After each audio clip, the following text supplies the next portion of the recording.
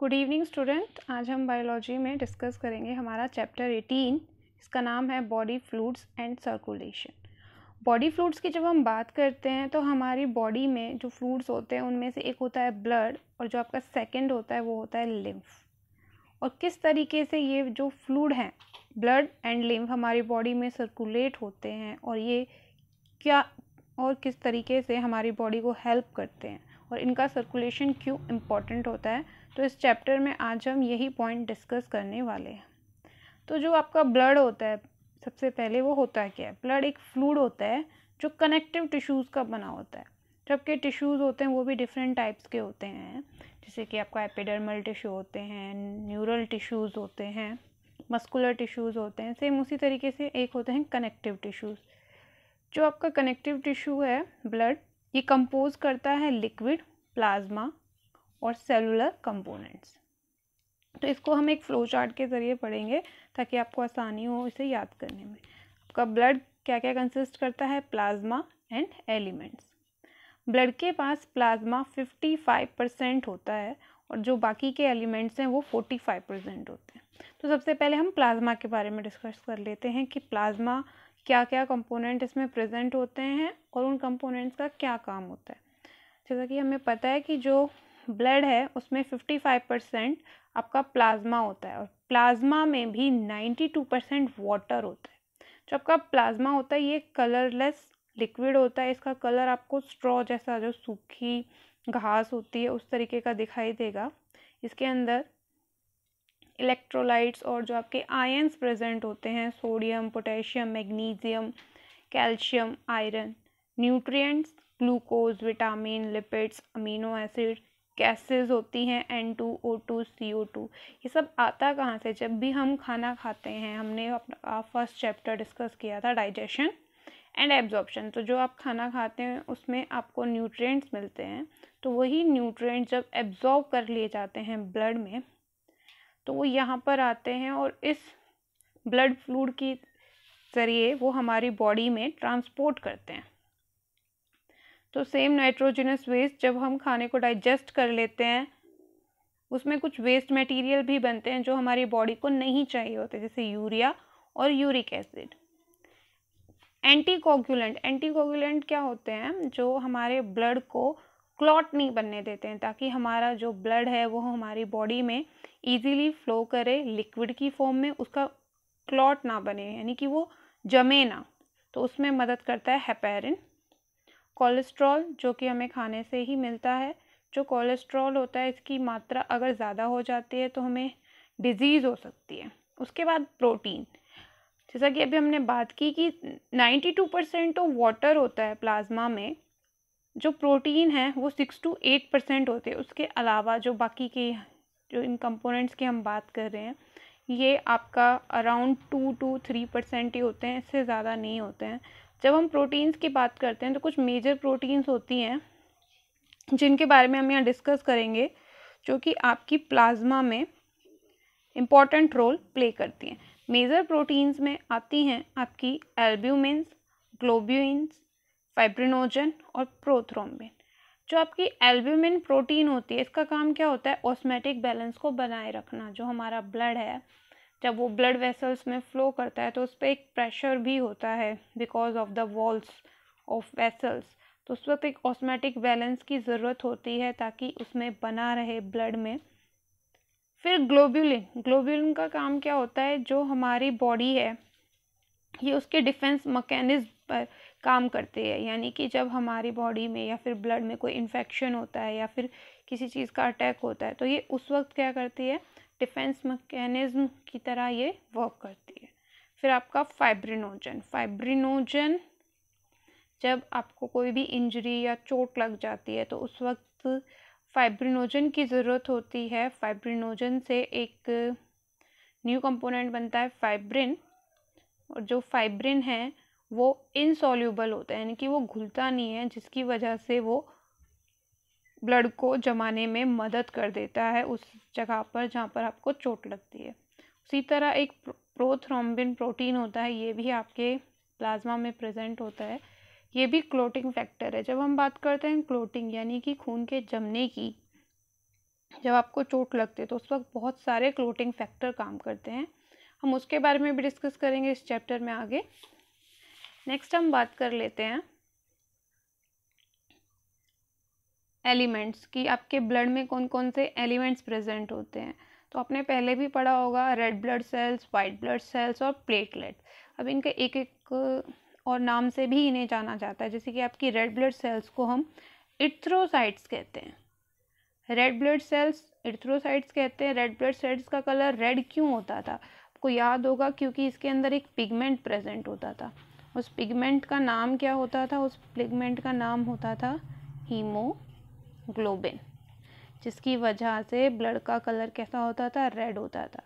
RBCs और इनकी संख्या इन तीनों सेल्स की कंपेयर में ज़्यादा होती है, इसीलिए हमारे ब्लड का कलर रेड होता है। और जो हीमोग्लोबिन है ये ऑक्सीजन के साथ जुड़कर पूरी बॉडी में ऑक्सीजन को ट्रांसपोर्ट करने में भी मदद करती है। हमने लास्ट चैप्टर में पढ़ा है कि किस तरीके से O2 का ट्रांसपोर्ट होता है। तो 97% आरबीसीज O2 का ट्रांसपोर्ट करती थी। इसके अलावा इनका मेन काम यही होता है ट्रांसपोर्ट ऑफ O2, और CO2 का भी कुछ अमाउंट को ये ट्रांसपोर्ट करती थी हमारी रेड ब्लड सेल्स। फिर उसके बाद हम प्लेटलेट्स के बारे में पहले पढ़ लेते हैं। प्लेटलेट्स को थ्रोम्बोसाइट्स के नाम से जाना जाता है। जो इनकी संख्या होती है ये होती है अराउंड 1.5 लाख टू 3.5 लाख, इतने होते हैं पर मिलीमीटर क्यूब ब्लड के अंदर। इतनी प्लेटलेट्स होती हैं आपकी पर मिलीमीटर क्यूब ब्लड में। 1.5 लाख से 3.5 लाख तक आपकी प्लेटलेट्स पाई जाती हैं। इरिथ्रोसाइट्स यानी कि अगर आपकी रेड ब्लड सेल्स की बात करें तो उसमें मिलती हैं आपकी अराउंड 5.5 टू 4.5 मिलियंस में ये मिलती हैं, मिलियंस पर मिलीमीटर क्यूब इन ब्लड। उसके बाद हम बात कर लेते हैं वाइट ब्लड सेल्स की। जो वाइट ब्लड सेल्स हैं इन दोनों के कंपेयर में लेस इन नंबर होती हैं। इनकी अमाउंट होती है अराउंड आपका, ये होती हैं आपकी हज़ारों की संख्या में होती हैं। ये इन दोनों के कंपेयर में बहुत ही कम होती है। जो आपकी वाइट ब्लड सेल्स होती हैं ये भी 2 टाइप्स की होती हैं, ए ग्रेनुलोसाइट और ग्रेनुलोसाइट। ए ग्रेनुलोसाइट का मतलब क्या होगा? जो आपकी ये वाली सेल्स होंगी इनके साइटोप्लाज्म में ग्रेन्यूल्स प्रेजेंट नहीं होते हैं, जबकि ग्रेनुलोसाइट्स के साइटोप्लाज्म में ग्रेन्यूल्स प्रेजेंट होते हैं। तो ये इनका मेजर डिफरेंस होता है। इसी के साथ साथ जो आपकी ल्यूकोसाइट्स होती हैं यानी कि वाइट ब्लड सेल्स, इनके पास कोई कलर नहीं होता है क्योंकि इनके पास कोई पिगमेंट भी प्रेजेंट नहीं होता इनका। हाँ, एक और मेन बात यहाँ पर, ये जो आपकी तीनों सेल्स हैं red blood cells, white blood sales और जो आपके प्लेटलेट्स हैं, इनका ओरिजिन कहाँ से होता है, ये कहाँ से बनती हैं? तो ये आपकी रेड बोन मैरो होती है, वहाँ से इनका ओरिजिन होता है। उसी के साथ साथ ये 120 दिनों तक ही ये जी पाती हैं। उसके बाद न्यू सेल्स बनना स्टार्ट हो जाता है। सेम आपकी प्लेटलेट्स की अगर हम बात करें तो ये इनका जो टाइम होता है ये 1 वीक तक ही रहती हैं। उसके बाद आपकी न्यू सेल्स साथ ही साथ बनती रहती हैं। वाइट ब्लड सेल्स में अलग अलग टाइप्स की सेल्स आती हैं, एक ग्रेनुलोसाइट और ग्रेनुलोसाइट्स में इनका लाइफ स्पैन कुछ डेज़ का ही होता है ज़्यादातर, लेकिन कभी कभी आप देखेंगे कि ये काफ़ी लंबे टाइम तक जी पाती हैं। तो सबसे पहले हम बात कर लेते हैं एक ग्रेनुलोसाइट्स की। एक ग्रेनुलोसाइट्स में 2 तरह की सेल्स आती हैं, मोनोसाइट्स और लिम्फोसाइट्स। जो आपकी मोनोसाइट्स होती हैं ये मैक्रोफेजेस बनाती है। इनका काम क्या होता है? इनका काम होता है जो भी आपकी बॉडी में फॉरेन मटेरियल आ रहा है, यानी कि जो भी आपकी बॉडी में कोई बाहर से डिजीज़ होती है, कुछ अटैक करता है, तो ये उसको किल करती हैं, मारती हैं। फिर जो आपका लिम्फोसाइट्स होता है, लिम्फोसाइट्स में बहुत सारी सेल्स आती हैं। इसका मेन काम होता है इम्यूनिटी का, इम्यून डिफेंस को बनाना, यानी कि आपकी बॉडी में रोग रोधक क्षमता होती है। जब आपके कोई बीमारी होती है तो उस वक्त जो एंटीबॉडीज़ बनती हैं तो वो इसी की मदद से बनती हैं, लिम्फोसाइट्स। इसमें आपकी मेनली बी सेल्स और टी सेल्स होती हैं। इसके अलावा एक नेचुरल किलर सेल्स होती हैं। ये नेचुरली जो डेड सेल्स होती हैं या फिर जर्म सेल्स होती हैं, बैक्टीरियल सेल्स होती हैं, उनको मारती हैं। ये इनका काम होता है। फिर हम बात कर लेते हैं ग्रेनुलोसाइट्स में। ग्रेनुलोसाइट्स में आपकी 3 सेल्स आती हैं। इन तीनों सेल्स का जो साइटोप्लाज्म होता है उसके पास ग्रेन्यूल्स प्रेजेंट होते हैं। जो इनका न्यूक्लियस होता है वो अलग अलग शेप का आपको देखने को मिलेगा। साथ ही साथ इनका जो साइटोप्लाज्म होता है वो भी सही मात्रा में प्रेजेंट होता है। तो इसमें सबसे पहले हम बात कर लेते हैं न्यूट्रोफिल्स की। न्यूट्रोफिल्स का और जो आपकी मोनोसाइट्स हैं इनका काम एक तरीके से सेम ही होता है। ये दोनों ही फैगोसाइटिक होती हैं। फैगोसाइटिक यानी कि किल करती हैं या फिर उन्हें निगल जाती हैं, जर्म सेल्स को, डेड सेल्स को, उनको ये मारती हैं। उसके बाद इओसिनोफिल्स, जो आपकी इओसिनोफिल्स होती हैं ये भी क्या करती हैं, जब एंटीजन और एंटीबॉडी रिएक्शन होती है तो उस वक्त कुछ टॉक्सिक मटेरियल फॉर्म होते हैं। एंटीजन कब बनते हैं, जब हमारे शरीर पर कोई बीमारी या फिर कोई बैक्टीरिया वायरस अटैक करता है, वो एंटीजन लेकर आता है और एंटीबॉडीज हमारे शरीर में बनती हैं। तो इन दोनों की जब रिएक्शंस होती है तो उस वक्त कुछ टॉक्सिक मटेरियल फॉर्म होते हैं, तो उन टॉक्सिक मटेरियल को इओसिनोफिल किल करता है। लास्ट में आता है आपका बेसोफिल्स। बेसोफिल्स का काम होता है हेपेरिन और हिस्टामीन बनाना, और ये दोनों ही आपकी मदद करती हैं। एक तो हेपेरिन आपका जो ब्लड है उसमें क्लॉट नहीं फॉर्म होने देती हैं, साथ ही साथ ये इम्यूनिटी में भी काम करती हैं। ये था आपका फ्लो डायग्राम। इसमें आप ब्लड और उसके कंपोनेंट्स के बारे में पढ़ सकते हैं। उसके बाद एक टेबल बनाई है, जो भी अभी आपसे बात हुई थी कि इरिथ्रोसाइट्स हैं, कितने नंबर्स ऑफ सेल्स होती हैं, क्या इनकी कैरेक्टरिस्टिक्स है, कहाँ पर ये फॉर्म होती हैं, 120 दिनों तक ये लाइव रहती हैं, इनके क्या फंक्शन है। फिर same leukocyte, white blood cells 5000 से 8000 नंबर में ये होती हैं, कलरलेस हैं, राउंड हैं, फॉर्म ये भी lymph nodes, spleen, bone marrow और थाइमस में होती हैं, जबकि इरिथ्रोसाइट सिर्फ रेड मैरो में ही ये प्रेजेंट होती है। इनका फंक्शन क्या होता है, ये एज अ सोल्जर काम करते हैं। White blood cells as a body soldier ये आपका काम करती है और एज अ स्केवेंजर ये वर्क करती है। उसके बाद आपके lymphocytes, monocytes, eosinophil, basophil, neutrophils, उन्हीं के बारे में बताया है। इन सब का ओरिजिन कहाँ पे होता है, lymph nodes, spleen, bone marrow और थाइमस में होता है। इन सब का जो टाइम पीरियड होता है कुछ घंटों का ही होता है। उसी घंटे में ये अपना काम करेंगी और अपना जैसे ही इनका टाइम आर फिनिश होता है ये नेचुरली डेथ हो जाती है इनकी, और new sales side by side बनती रहती हैं। इसके अलावा इनके काम जो अभी आपको बताए गए हैं वही सब हैं। उसके बाद आपकी थ्रोम्बोसाइट प्लेटलेट्स आती हैं। प्लेटलेट ब्लड क्लॉटिंग में मदद करती हैं। अबाउट अ वीक या 3-7 डेज ये इनका लाइफ स्पैन होता है। ये भी कलरलेस होती है। यहाँ पर एक बात आप ध्यान रखेंगे, जो आपकी इरिथ्रोसाइट्स या फिर रेड ब्लड सेल्स होती हैं, इसकी जो सेल है इसके पास सेल ऑर्गेनेल्स नहीं होती ज़्यादातर। जो आपकी जैसे ER है, एंडोप्लाज्मिक रेटिकुलम, गोल्जी एपरेटस, ये बहुत कम होता है। साथ ही साथ इसके पास न्यूक्लियस भी नहीं होता है।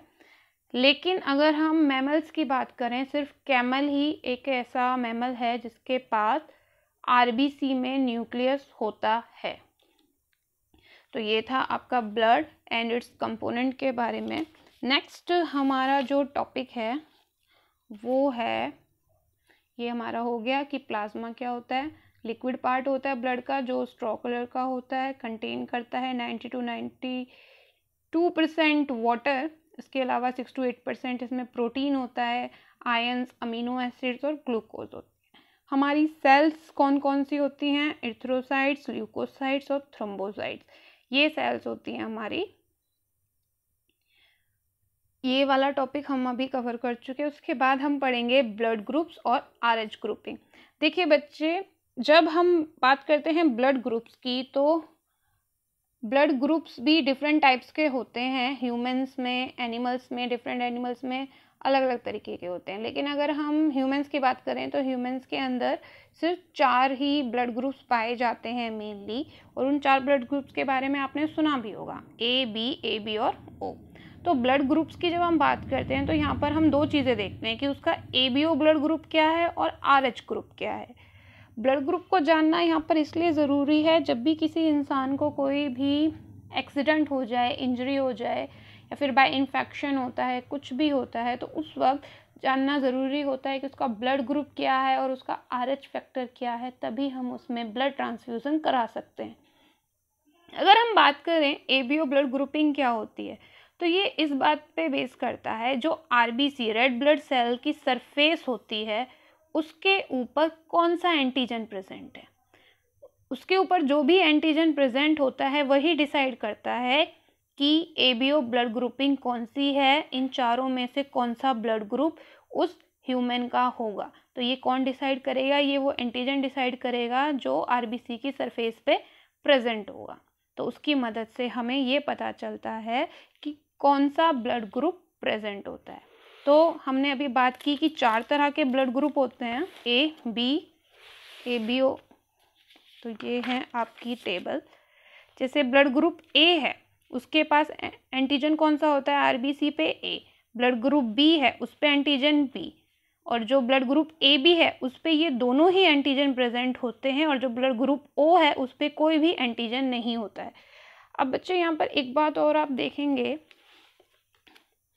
कि जब हम बात करते हैं कि कौन से ब्लड ग्रुप ऐसे हैं जो यूनिवर्सल डोनर है, यानी कि जो किसी को भी, इन तीनों को भी ब्लड ग्रुप दे सकते हैं और अपने वाले जो ब्लड ग्रुप का इंडिविजुअल है उसको भी दे सकते हैं, तो वो होता है blood group O blood group को हम यूनिवर्सल डोनर कहते हैं। यह सभी को अपना ब्लड ग्रुप की वजह से ब्लड डोनेट कर सकता है। जो AB होता है इसे हम यूनिवर्सल रिसिपेंट कहते हैं, यानी कि ये रिसीव कर सकता है। ABO ये इन तीनों इंडिविजुअल से ब्लड रिसीव कर सकता है, लेकिन देगा सिर्फ AB को, जबकि जो आपका O ब्लड ग्रुप है ये इन तीनों को ब्लड ग्रुप दे सकता है, लेकिन ये ले सिर्फ ब्लड ग्रुप O वाले ही पर्सन से सकता है। तो ये एक टेबल है कि ये किसे डोनर दे सकता है, इस पे कौन से एंटीजन प्रेजेंट होते हैं। एंटीबॉडीज इन प्लाज्मा, ये जस्ट अपोजिट होता है। अगर किसी की सरफेस पे एंटीजन A है तो एंटीबॉडी B होगी, अगर एंटीजन B है एंटीबॉडी A होगी, और A B दोनों हो तो कोई सी भी एंटीबॉडी नहीं बनती है, तभी ये सभी से ब्लड ग्रुप ले सकता है। लेकिन अगर कोई भी एंटीजन प्रेजेंट नहीं होता तब एंटीबॉडी बनती है A एंड B। तो ये आपका ब्लड ग्रुप और डोनर कंपैटिबिलिटी है, इसके बारे में आप पढ़ेंगे। नेक्स्ट हम पढ़ेंगे RH ग्रुप के बारे में। RH ग्रुप को किसने डिस्कवर किया था, लैंडस्टीनर एंड वीनर ने इन 1940 में इसे डिस्कवर किया था। ये एंटीजन कहाँ पे मिलता है, जो आपकी रेड ब्लड सेल्स होती है उनकी सरफेस पे ही ये एंटीजन प्रेजेंट होता है। ये रीसेस मंकी में भी पाया गया था, इसीलिए इसको हमने RH ग्रुप का नाम दिया है। जिन इंडिविजुअल की RBC पे RH एंटीजन प्रेजेंट होता है उन्हें हम बोलते हैं RH पॉजिटिव, और जिन इंडिविजुअल की RBC पे RH एंटीजन प्रेजेंट नहीं होता है उसे हम बोलते हैं RH नेगेटिव। जब हम ब्लड ट्रांसफ़र की बात करते हैं, किसी को खून चढ़ाने की बात करते हैं, तो उस वक्त ज़रूरी होता है कि उस इंसान का RH ग्रुप भी चेक किया जाए, क्योंकि ये ज़रूरी होगा। अगर हम एक RH पॉजिटिव इंडिविजुअल को RH नेगेटिव ब्लड चढ़ाएंगे तो उसके शरीर में एंटीबॉडीज़ बननी शुरू हो जाएंगी, जिसकी वजह से वो RH नेगेटिव ब्लड को नहीं लेगा। तो ये आपका आज का टॉपिक है जो आप पढ़ेंगे, और आपको कोई भी प्रॉब्लम हो तो आप पूछ सकते हैं।